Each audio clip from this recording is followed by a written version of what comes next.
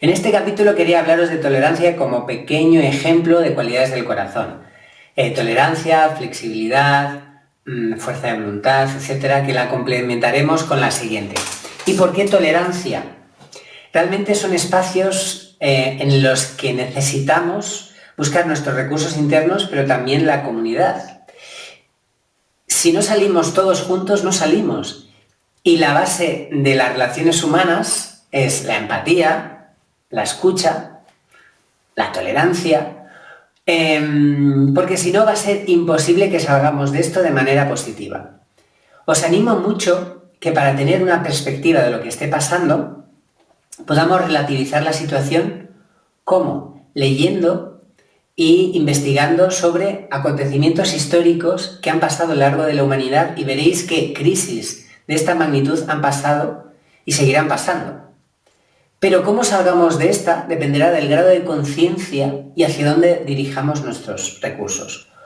Cuando hay una crisis, cuando las cosas se desmadran, como está pasando aquí, es muy fácil entrar en la irritación, en la intransigencia, en el fanatismo, en pensar que yo tengo la razón. Es mucho más cómodo pensar que yo tengo razón y voy a aplastar al otro directamente.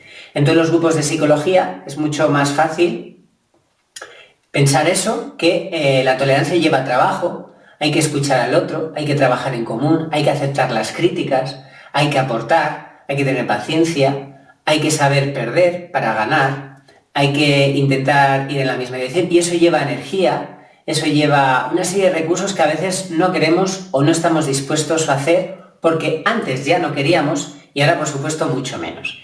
Entonces, os animo a que leáis, por ejemplo, la historia de España a partir del 18-19, la famosa gripe, y fijaros que ese tono de crispación social llevó poco a poco, pues fijaros, pues a una guerra civil. Y, por supuesto, eso es mucho peor que lo que estamos viviendo ahora, o podría llegar a situaciones mucho más comprometidas. Entonces, sin querer ser alarmista, lo que quiero es que podamos valorar qué podemos hacer aquí y ahora.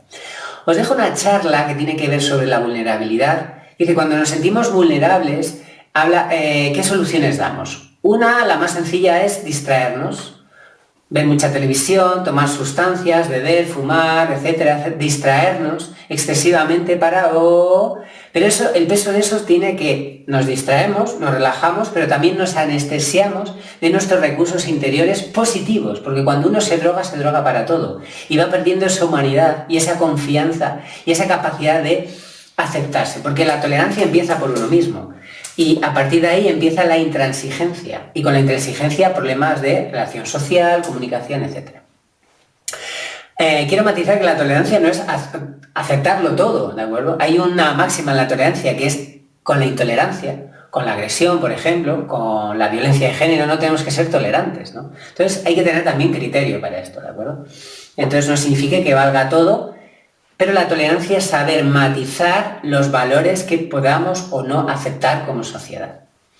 Por otra parte, también, una vez que nos hemos drogado, dogmatismos. Pensar que yo tengo la razón sí o sí, ¿no? Creencias excesivas que evidentemente llevarán a la crispación social. O podemos ir buscando excesos de perfección, ¿no? Perfección sobre expectativas que nos van a llevar al estrés. O buscar soluciones irrealistas. Necesitamos invertir realmente en nuestros valores, los nuestros, y por ejemplo aceptar que la felicidad depende de nosotros, pero depende de los demás. Y que tiene que haber un egoísmo solidario, o una solidaridad egoísta. Tenemos que intentar dentro de nuestras posibilidades tolerar las situaciones en nuestro entorno y si por ejemplo nuestro hijo está más irritado de lo normal, ser un poco más tolerantes con él, pero sobre todo ser más tolerantes con nuestras respuestas para poco a poco ser más pacientes y aceptar más la situación.